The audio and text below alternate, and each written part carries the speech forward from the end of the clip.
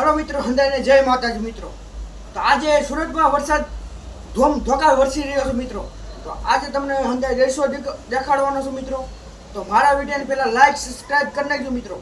તો હાલો દેખાડું તો અને મારા વિડીયો કન્ટિન્યુ જોઈ રાખજો અને મારા વિડીયોને લાઈક શેર જરૂર કરજો મિત્રો. જય માતા.